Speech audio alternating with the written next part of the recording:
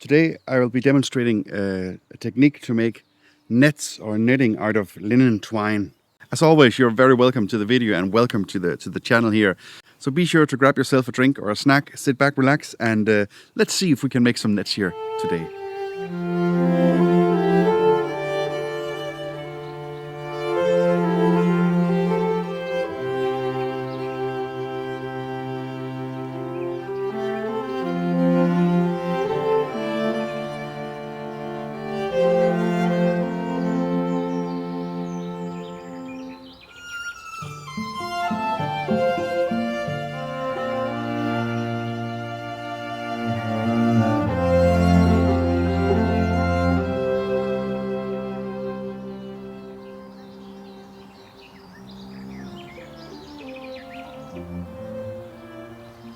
So we'll be using a very simple set of tools to make a net like this. We need, of course, the twine or the rope. We'll need a knife or a scissor to cut. We need a gauge stick, which is the piece of wood that decides the size of the masks of our net. And then we need, of course, the most important part, the netting shuttle, which is a piece of wood where the twine is wound up on and is then used as a needle to stitch in and out to create the masks and the net here. And to my knowledge, we do have one find of wood that resembles something like this here, the netting shuttle. So without further ado, I am gonna start setting up here for making a net today. I'll be loading up the shuttle and I'll do the initial rounds and come along and see how this goes.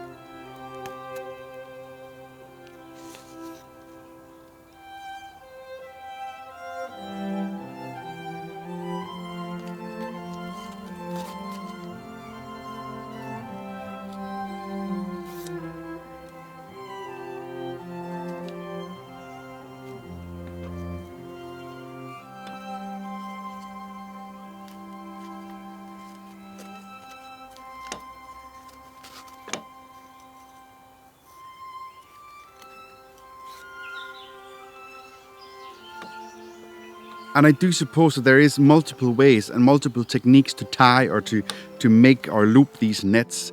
I don't think this is going to be a strict tutorial that you can learn exactly how to do this by watching me. I just recently learned this, and actually I learned this from watching other people teach this on YouTube, and I will add 2 links below to videos that I find very helpful in learning this skill. So I will try to demonstrate the basics of net making here in this setup with this technique. I will try and give you an idea of how the net is started and how you continue to make a long and large net. Yeah.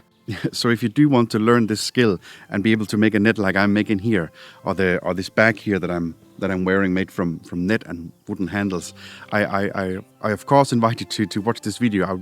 I would much appreciate that. And once you get your brain around this and your hands start to recognize the nuts and the movements, and you feel comfortable with you start to feel comfortable with the shuttle as it's moving along, you will pick this up in no time, and it becomes quite a satisfying job, because you can really see by every stitch what is happening before you.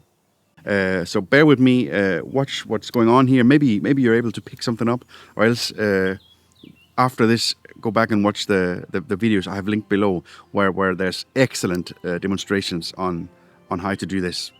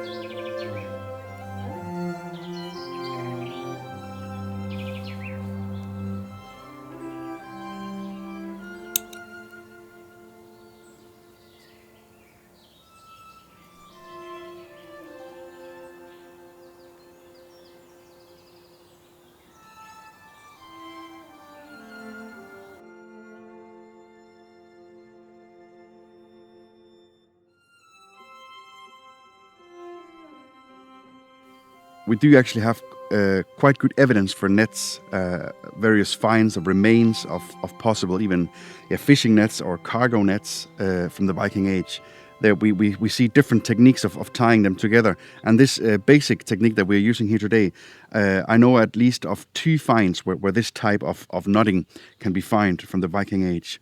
And with what we are doing here today, we could make practically any size of net you would want. Anything from here we have roughly 0.5 meter times 1 meter folded up, stitched together in the sides, and then attached to a set of wooden handles to form some kind of a bag. I don't know if I can show you here.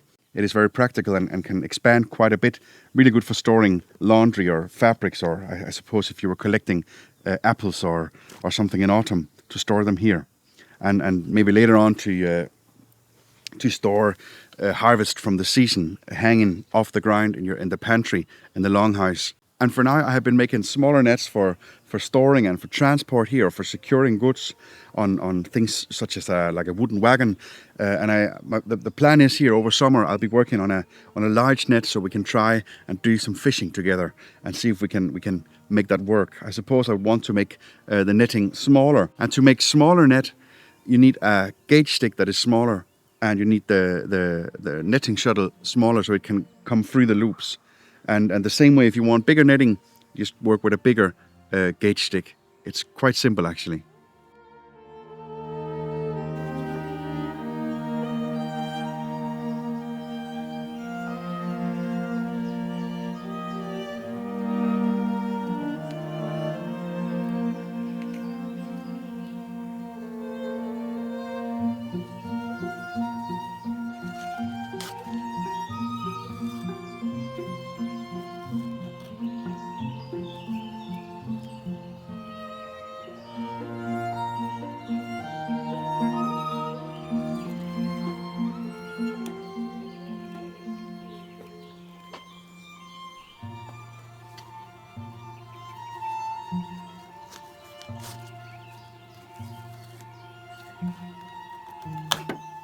Yeah, like I said, I don't think I'm the right person to pass on this skill entirely, as I'm still very new to it. But one thing that I have found that is very important is that you pinch those loops tightly, and that when you move the shuttle around, come through the two legs of the loop, and you tighten that knot, that you really don't let go on that initial loop you have there. And if you do actually let go on the loop before your knot forms, you will form what is called a slip knot, which will slide. That means the size of the knitting will slide as you go along, and you don't want that. I do once in a while make this mistake, and so far I've just been letting them, because it's really a pain to untie them, and so far they're not. It's not so often that I do this, and I don't think it's a big problem now. But be careful with this, and be sure to really squeeze this tightly until the loop and the knot forms, and let go in the last moment to secure, and then you will tie a knot that interlocks the web of the knitting.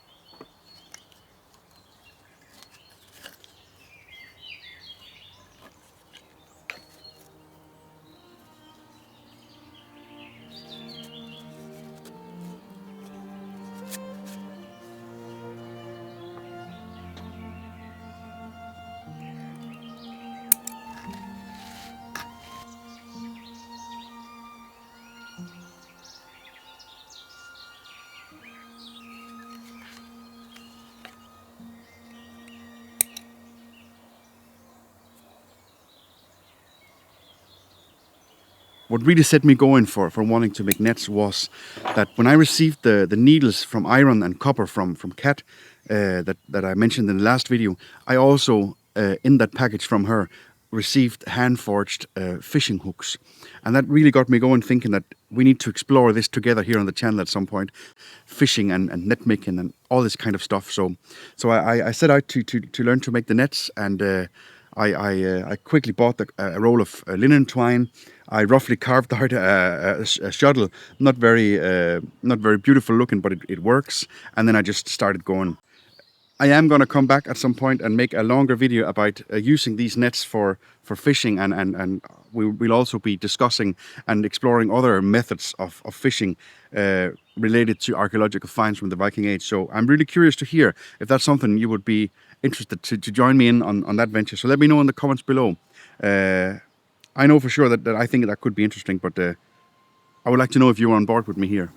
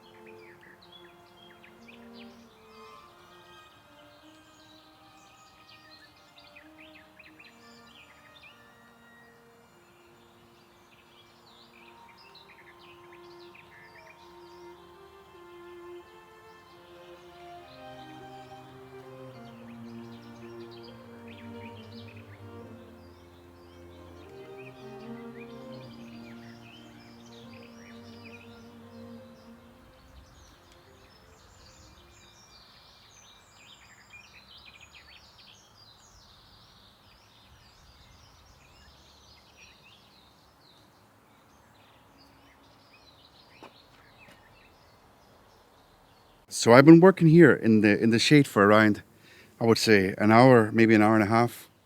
And like you see, the first line we did determined the width in this direction, and then I've been working my way line by line down till maybe now like maybe 20 lines. So we have here altogether maybe, I would say, 60 centimeters times, let's see if I can fold this out. Yeah, maybe 60. So roughly a square of 60 times 60 centimeters made within, yeah, an hour, maybe an hour and a half, taken away that I also took some time to move the camera around so you can see what I was doing. As long as I have here the netting shuttle attached to the loose end in the bottom, I can at any point hang this up again, gather the top row of loops here, tie them off, hang this up on a hook somewhere, and I can continue making this as long as I want. And when I run out of thread, I simply join two loose ends and I wrap up more twine on my netting shuttle and I continue. So the only thing that is important is that the first row you make that determines the width, you know exactly how much you go here. And so far I've been making them shorter than I intended to because I want to continue. I guess you could join two square pieces of nets in another direction. But yeah, I think that's something we'll have to come back to at some point. So yeah, today's result. Lovely working here in the shade, and we have a beautiful piece of net that could already be taken in function and could become a bag like the one I have here, or yeah.